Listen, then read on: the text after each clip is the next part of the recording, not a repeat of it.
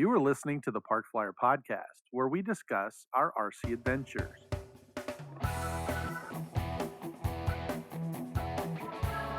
Welcome to the Park Flyer Podcast, where we discuss the ups and downs of the new RC Flyer. Join your hosts, Michael and Jay, as they take flight at the park. Now on with the show. Hey everybody, welcome to the Park Flyer Podcast. I'm Michael from Arizona, and with me always, my good friend Shannon G and Mesa AZ. And we would like to welcome to the show Scott Hey, Berryman. I'm Scott Berryman, a.k.a. call sign Stickerus. Icarus flew too high, Stickerus flew too low. It's correct. And I'm just getting back into the hobby. Oh, perfect. We are at Warbirds and Classics here in wonderful Phoenix, Arizona. And Shannon and I are able to come out, and Scott flew out from Boulder, Colorado, and to join us here. And this is day three, basically, yeah. day three. First day, Thursday, we kind of came in, and things were okay. We all got set up and kind of found each other and grabbed a table and kind of got a couple flights in. Yesterday, however, not so good. Yesterday was a little rough. Yeah, it was And rough. cold and wet and rainy and Not as rough fun. as 5 feet of snow where I live. That's You're true. right. Yeah, You're absolutely right. it does have a lot of it does have a lot of snow. So for those of you that have been listening for a while, we've mentioned Scott on the podcast before. As many of you knew, he bought a Stutka, which I think is behind us here on the flight line, and dropped it at the house for this event. And he also wound up buying another aircraft that we can talk about later. But he came to Winter Warbirds with us, and that was your first time at Winter Warbirds, right? Yeah, that's correct. Yeah, he liked it. I got hooked. He was hooked. I think, he's been buying airplanes faster than I can put them together, I think. So, but anyway, Scott's been flying pretty much every day since you've been home from Winter Warbirds. Yeah, absolutely. Yeah. So he was excited. We were excited to have him out. And many of you know Harry Middleton. He came out from California as well and brought a couple of his airplanes. So going home with one less. yeah, going home with one less. His unfortunately, his P-51 did not do so well. He had a dead stick, and it kind of landed out in the desert. So, however, this has been day three. Has been a beautiful day. As a matter of fact, you can probably see it from behind us. A few clouds have rolled in, but it's 3 o'clock in the afternoon. We finally decided to kind of sit down and talk a little bit about the event. But it's been a beautiful sunny day, and it's kind of warm, and we're all kind of got out of our hoodies. And, Yeah. but it's been a great event. 100 pilots so far, I think, is what he said was. I don't registering. see 100 pilots here, but I guess they are. Well, they kind of come and go. I don't know. maybe. It just It doesn't seem like 100 Yeah. pilots, but he claims that there's 100. Well, I mean, he's I know. registered I'm 100 pilots. Registered 100 pilots, Yeah. raising money for a great cause, Right, that's might be true. hard. pediatric cancer. Yeah. Yeah, If you want to donate, that's Michael it. will give you the website. There you go. We can do that.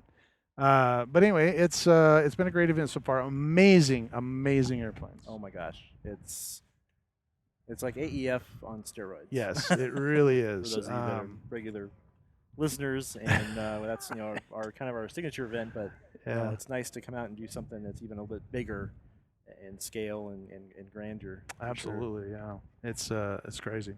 So some of the really nice airplanes that you've seen so far, Scott, what are you really impressed with out here?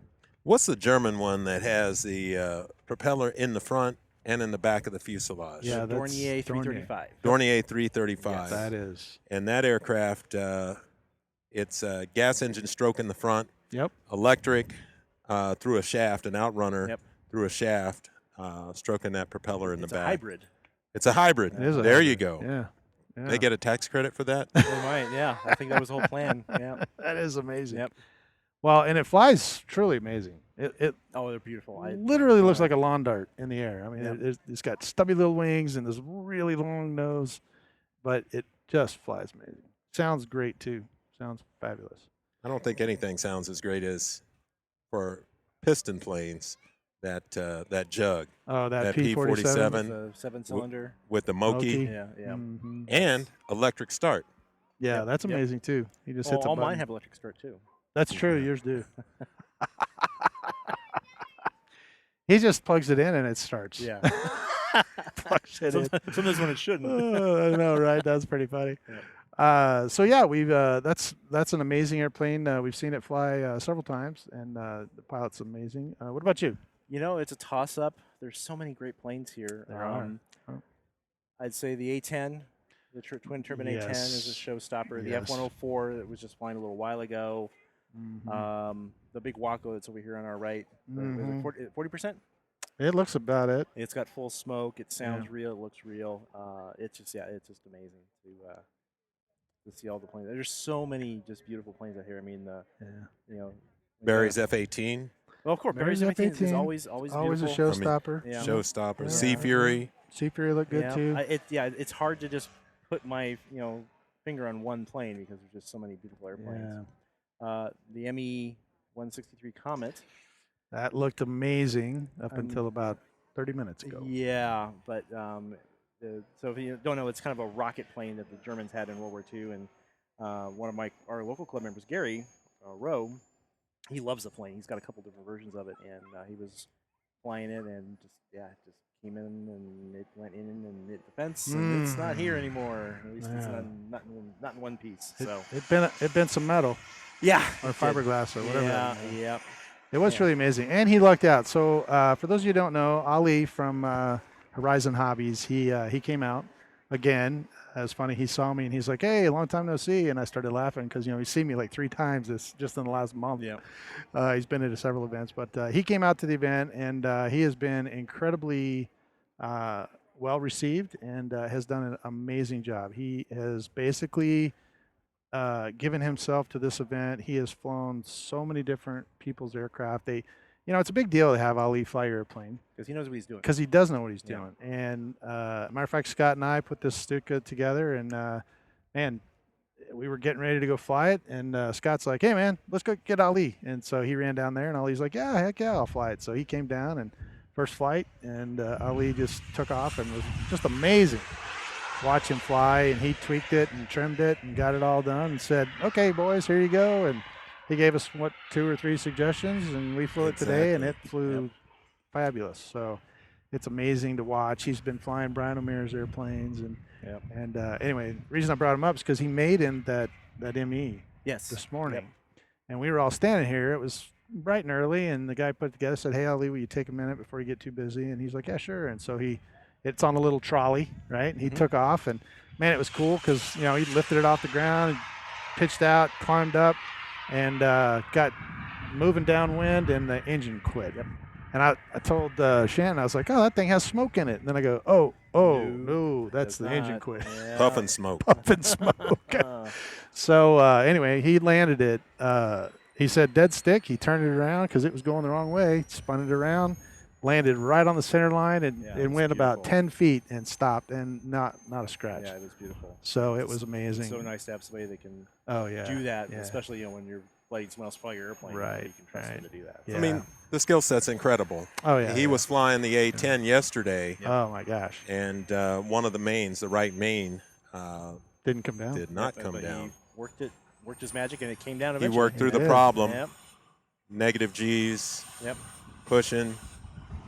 Absolutely. It was amazing.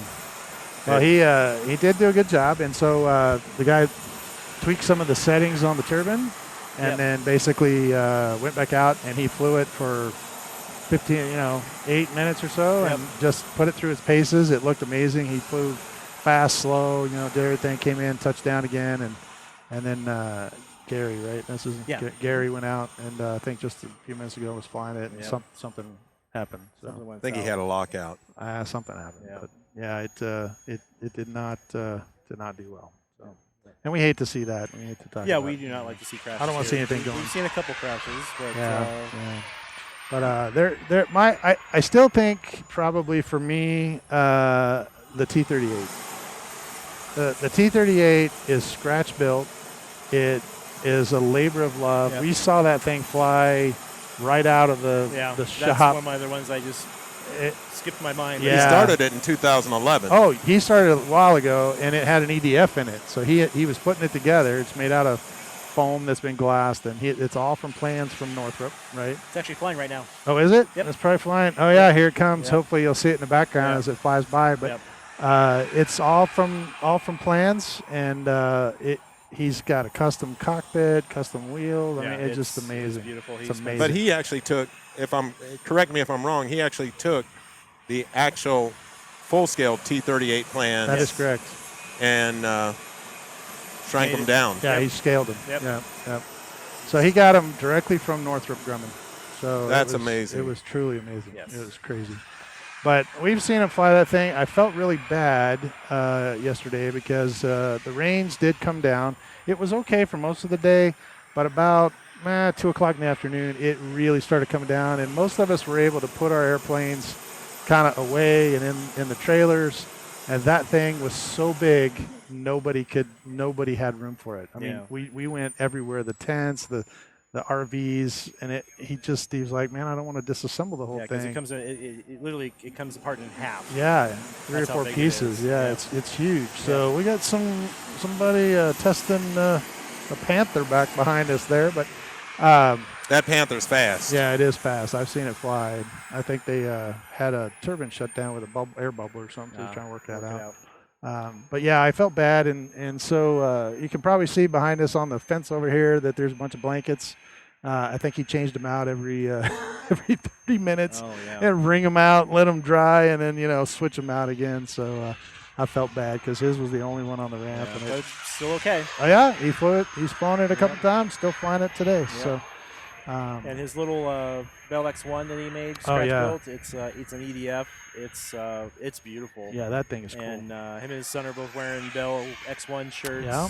And his son tows it around with a Jeep, RC Jeep. Yeah, so it's very cool. Yeah, this morning when they went out, they basically taxied it out with the truck all the way out to the runway, lined it up, disconnected because it's got a little lever to drop the tow. Yeah. He comes back in the Jeep, and then the guy fires up and goes. Yeah, it's really cool. And it's pretty cool because he's got like a LED ring in there that lights up. It glows. It looks like pretty amazing. So, but it's a truly amazing airplane as well. So I think he's a very, very good builder. Yes, very he is. good builder. So. Well, learn from his dad. His dad's an amazing builder, and that's true. Especially with fiberglass, he's a genius. Yep, fiberglass. genius fiberglass. Yep. So yeah, I guess we need a sign there. He waved. He's like, oh, he didn't know. Yeah. We'll put a sign up and there says no trespassing. Yep. So anyway, this morning Scott got to fly the Stuka. So why don't you walk us through what'd you think? Awesome airframe. Great story about how I got it. I guess it's not a great story. It's a sad story.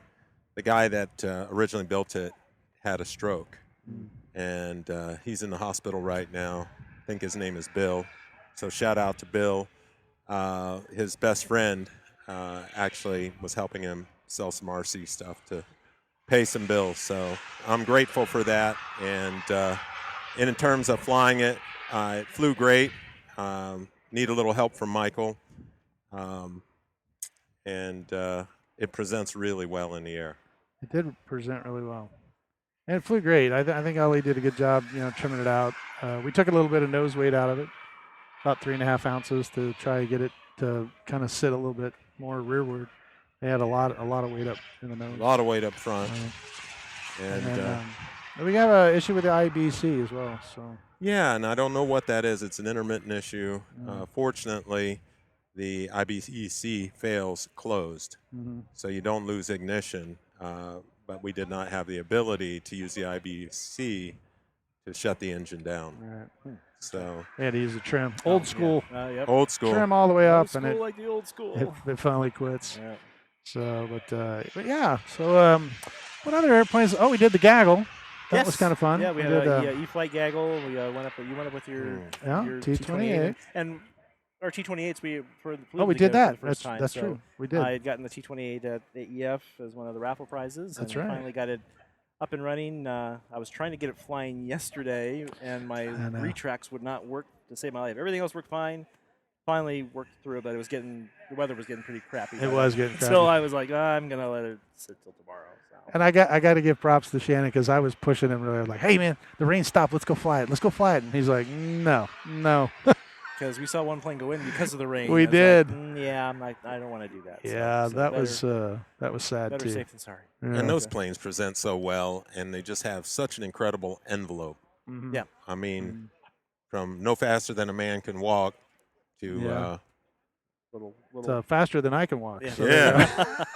But no, it flies great, and it was fun. We could get out there and do the little formation flying. Yeah, we're we not, We're not did. ready to audition for the Thunderbirds yet. But Not, hey, we had a not good quite time. yet, We had fun though. but That's it was important fun. Yeah, and Shannon's still trying to think of a scheme. You can probably see it right behind us here. It's in yellow there. It doesn't have any markings on it, but he's still trying to I'm figure on the out. fence. I might just Yeah. make it the same as. Yeah, as I think you Mike's. can see mine. Maybe see mine over here. It's got the green stripes on it, but it'd be kind of cool for some different number on the nose. Yeah, but probably maybe different number, maybe different but, letters on the tail. yeah, that kind different of thing. numbers. So That'd be we'll kind of see. cool. We'll see. That brings something up. What's A lot of these planes have significance historically. Mhm. What is the significance of the green stripes? You just picked that out, or No, that was one of the actual squadron's Mhm. colors. So Yeah. we go through the pictures of all the different paint schemes and Callie Graphics, Yeah. who provides a lot of the graphics for us. She has pictures that she shares of people that have done already. So we kind of go off of that. But we'll try to find something as real as possible. And Well- I don't have any, like any family or anything that was in a training squadron or the naval, but it was one of the original training squadrons when the T-38s came out, and they painted them for the training squadron. They painted a green stripe. So Yeah. I think if I'm not mistaken, it was a Navy or Marine. Both I think had yeah, a stripe. Yeah. But anyway, the Navy used it, and it wasn't very long. They painted them gray right afterwards, I think. Yeah. So Yeah. The yellow didn't last changed them. long. Yeah, so. it didn't last. So, but that's a good point in the fact that there's a lot of airplanes out here that do have significance. There's a guy that has that OV-10 that his name escapes me. This guy built an OV-10 that he flew in Vietnam, wow. Yeah, he and literally it's everything on it is exactly the same as what he flew in Vietnam. All the insignia, the sticker, the paint, everything is exactly the same. So you're right. A lot of guys, labor of love, they put together an airplane, and that something may have it. I will tell you that John Gearhart does an incredible amount of research when he starts a new scratch built airplane. His what is it? F8 Corsair. No, A7. A7 Corsair, right? A7, right? His A7. He did a whole bunch of research, and he actually knew a guy that flew it, and he got pictures and the whole deal, and scratch built that one. And then I did some the Felix the Cat graphics. Uh-huh. I did some of those for his paint on the other airplane that he was doing, and the Demon, I think, is an F9 Demon, and that one was having some issues because it was all carbon fiber and the electronics were not working quite the way he wanted. And a lot of the guys if they compete in scale, they have Mhm. to model it as closely as possible to a real aircraft. So Right, they will do that to best Well, match it. Brian O'Mara's P-40, Mm-hmm.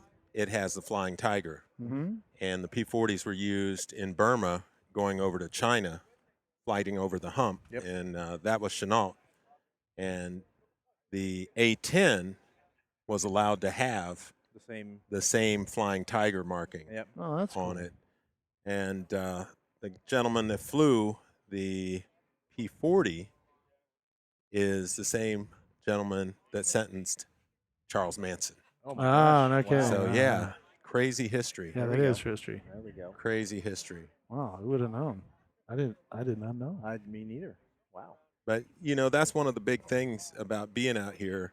It's community, it's family. Everybody is looking to share, help. You need something. Yep. It just strikes me as, I feel like I'm home. Yeah. I just met you, Winter we're Warbirds, and And now he's already on the podcast. Now We're you're buddies. buds. Exactly, yeah, buddies. and feel like I know you. But That's funny. there's nothing better than this. Yeah. Well, I have to tell you that I've known Scott for an incredibly long time. We do work together, and Scott has the unique ability to just make everyone his friend. So Don't doubt that. I was laughing at him because Vic is here, and Vic scratch builds a lot of airplanes, and I just bought that Bearcat, which we have a couple here, and so I was asking about it, and I was talking, and I said, yeah, Vic's down there, and next thing I know, Scott's like, hey Mike, come meet Vic, and it's like they're long lost friends, and I'm like, dude, I met this guy like 5 times, and already Scott has his number. You know, funny. they're That's exchanging awesome. emails. So Scott's a wonderful guy to be around. I've like I said, known him Yeah. for a long time. He's a really good friend. So, but we are so happy to have him out here, and this is the second event. I think you're getting hooked. You'll have to come out for the Electric Fest. next time. I'm hooked. He is hooked. In fact, they have some planes out here for sale. Yeah, he's been trying to unfold his wallet once Oh, or there you go. twice. Yeah, Okay. That yeah. F-18's calling your name now. I know, right? Ooh. Ooh. Dave's got an F-18 for sale, and Barry keeps pushing me towards that one too. But I Yeah. keep. Actually, it does come with the turbine for that price. Does it? Because it's listed on Facebook Marketplace. Ah. I just saw it. Well, but I think he's a jet cat or something in there. I think. Yeah. So, And you're a sweet one. I am a sweet one guy.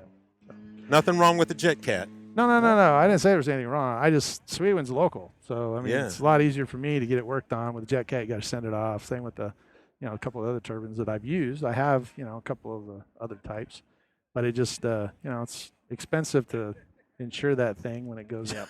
It's an expensive Definitely. piece of equipment Yep. just to drop in the mail. And it takes time. It does take time. So. And the Bad Boys RC guys are really good. They're on the west side of town, and if you need something, you can just call Roman, I guess, and Yep, they Roman take usually care of it. answers the phone, kind of gets it out Yeah. there. Let's see, what else did we do today? We the day's good kind of zipped food. by. Good food, yeah. We they had the burger joint was here. Yep, and Yum Yum Rockets. Yum Yum Rockets.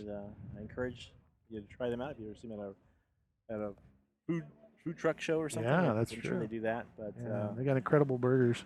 trying to think what else. Yeah, there's just all the flying, just nonstop flying, Yeah. and just talking to people. And people come by and ask us questions, and and talk about airplanes. That's what I love about this hobby. And, Yeah. and I got my obligatory afternoon nap. That's true. That was funny. I wasn't gonna tell anybody, but we'll have to show that picture when Jay does the edit. Yeah. I'll send it to him. But yeah, I was helping. Who's the Stuka guy? Ken. Kim. Yeah, Kim has a little bit larger Stuka than what you brought. It's just slightly larger, maybe. Size does matter. Oh, okay. I don't know. Anyway, he took off yesterday, and it kind of rolled over on him, and it kind of busted the tail off. Oh. And so as a result, we basically he got it fixed, and today he was going to remade it. So Scott was helping him yesterday, and he's like, "Oh, go talk to Mike," So I kind of went there and helped him, but. I came back from that, right? So we kind of helped him, got it around, trimmed up the whole thing, and we came back, and Shannon is taking his afternoon nap. So I was like, oh, man, Shannon is comfortable because he was, these chairs are pretty comfortable in case you were wondering. Amazon has them, but they're nice.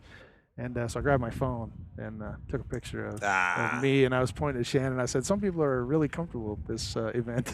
Oh, the sound of airplanes flying and the clouds. Oh, it yeah. just soothes And the me. sun. I'm just Oh, yeah. like, I'm home. Just like you were saying, it's like home. Yeah, it here. is It's like home. Yeah. I was watching Ali. I mean, he was flying nonstop. In fact, he travels with a thumb masseur, somebody that massages his thumbs because he's flying that much. But one of the really interesting things about coming to this event is sometimes they bring unreleased product from Sure. Horizon. Yeah. And he was, can I say? Yeah. Oh, yeah, he was flying a Super Decathlon. Yep. That, what was the size, would you say? It's just a little bigger than a UMX. I'd probably Yeah, say. it's like a eighth Like a scale. 8. Yeah. Yeah. Amazing. Yeah. Amazing. They did. I think they pre-ordered those. Did they? Yeah, they're already online, Yeah. so it's Wow. okay.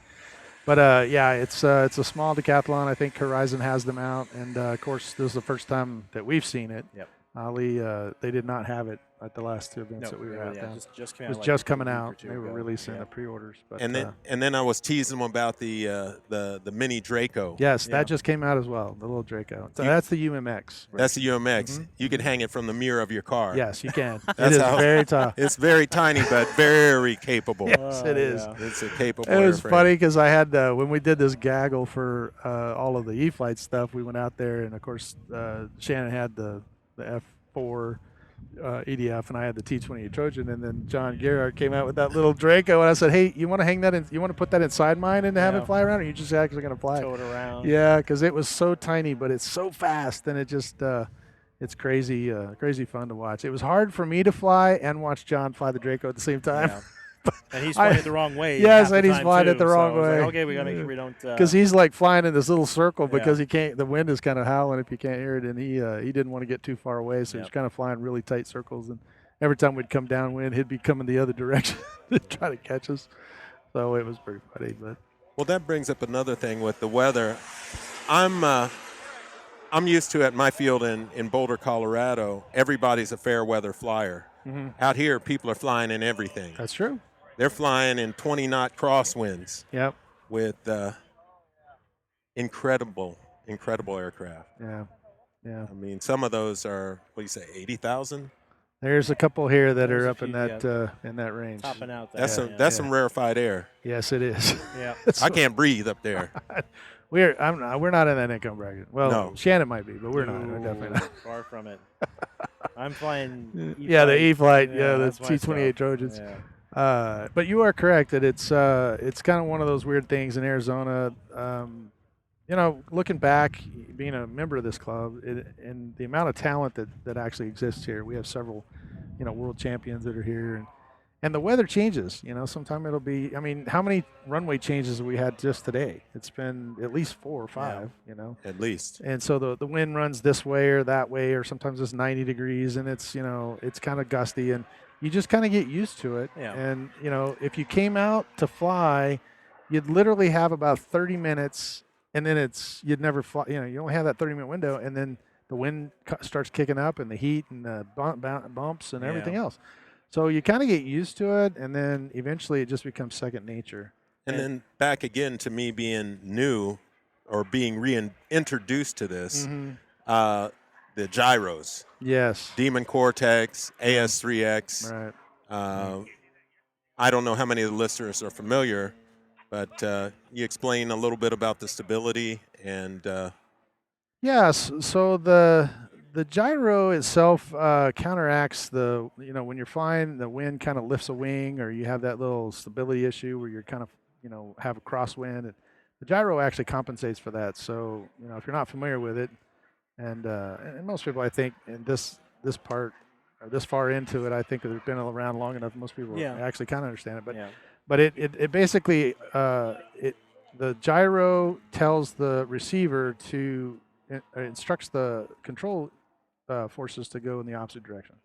So if the wind blew this wing up, it automatically corrects to a level flight. yeah, it's locked in and stabilized, so it wants to return to the wings level attitude. Correct. Right. Yeah. Or if you're in a maneuver, it'll keep it in that same Maneuver, bank or Right. whatever. It won't flip flop back and forth. And those adjustments are wide enough that you can say, okay, I want it to do a lot of it, or I don't want it to do as much. And so, it's called a stick priority, but if you go all the way out to the outside, then it releases the gyro of any responsibility, and you're doing it all. And as you come back to the center, it relatches into the gyro. And matter of fact, they were having a big discussion up there about latching. They were playing with it, but the latching happens, where the gyro grabs it again and says, "Oh, we want to return." So sometimes if the latching is too far or too broad, then it will grab the airplane and slam it back to the wings level, and it does this kind of like this, it does one of those numbers. And so anyway, you've got to kind of play with it to make sure that when you roll, it's all linear and it happens kind of nice and smooth. But what I tell Jay most of the time is the Demon, and you flew it, but it makes the airplane feel heavier than it is, or more. I mean, it's more stable, Right. but it just Locked to me, in. Yeah, it feels more locked in. When you make that turn, it feels like it's turning. It's not kind of okay, I got moving the sticks around. So for me, It's the helping stick you through the movement is turn. the stick movement is so minute compared to if it's not there. Yeah. Some guys use it as a crutch. I don't really use it as a crutch. I use it just to smooth out the stick movement. So I'm not. It's a having tool. it, but it is a tool. And if you're familiar enough with it to use it, it's a very, very good tool. So, but yeah, the most of the airplanes now are coming out with them. The new Spectrum receivers that we have all come with AS3X. The new Spectrum big channel, like the 20-channel receivers are coming with the new Snaps. Synapse. Yeah. Yeah, Synapse, Yeah. and then the Demon Cortex, Yeah. of course. And then Kinda. most of the other brands too, like FR Sky, they Right. all stabilized They all have receivers. it. And again, it's just to help you smooth out your flight and make it a little more And then if you're doing things like knife edges or, Right, or right. hovering, it'll help you to maintain those because sometimes those are a little challenging. They are. So yeah, it's just a little help. yeah, that's true. Well, we've seen everything from small UMX to big quarter scale turbines out here. It's been a great time so far. We still have the remaining evening. Yesterday, the event last night got rained out, so we're doing it tonight. We're doing a dinner and an auction. So if Scott's lucky, maybe his wallet will part with some dough during the auction. You said something that just triggered something. You said evening. Yes. I had never, ever seen people flying at night. Really? And with all the LED lights, Oh. it was so amazing. Yeah. Very easy to see, understand orientation, and fly their airplanes. Yeah. So I'm hoping we get to do some of that tonight. Oh, yeah. Mike's been very generous with his T-38. 28. One of them 8s. Trojan, and let me run about 5 battery packs through it. So it's a great airplane to fly, and it's relaxing. It is relaxing. Yeah, it's relaxing. It's not a nervous flyer. It's No, not a crier is what I call them. Those real expensive ones. Yeah. Those are my crier airplanes. Ooh. Those go in. I'm in the I'm in the fetal position in the it's like, corner. I'm done. Everything's up for sale, packed up, ready to go. But that's fun. Well, I can't tell you how much we have enjoyed having you on our podcast. Yeah, it's been very, Thanks for very coming good. out. Thank you for coming out and spending the time with us. It's been a joy to have you out. And like I said, as this day wears on, I hope we get more flying in. I still have probably 10 more battery packs for you to run through that Trojan. I love it. I love it, love it, love And it. we'd probably be flying more of the Stuka if I didn't burn up the choke servo. That was kind of my fault. That's a story for a different time because we're out of time. But that was my mistake. But anyway, we are here at the Arizona Warbirds and Classics, and as part of the 8th Air Force. If you have not already subscribed to our channel, if you got this far, please give us a thumbs up on YouTube, and we hope to see you again in 2 weeks. Look at that. All right. From Michael here in Arizona. Shannon G, Mesa AZ. Scott Berryman, a.k.a. Stickerus, Boulder, Colorado. All right. We'll see you in 2 weeks. You have been listening to the Park Flyer Podcast. Thank you for joining us, and we look forward to your next visit. Please give our show a star rating and review, and feel free to email us your questions, topics, or suggestions to parkflyerpodcast@gmail.com.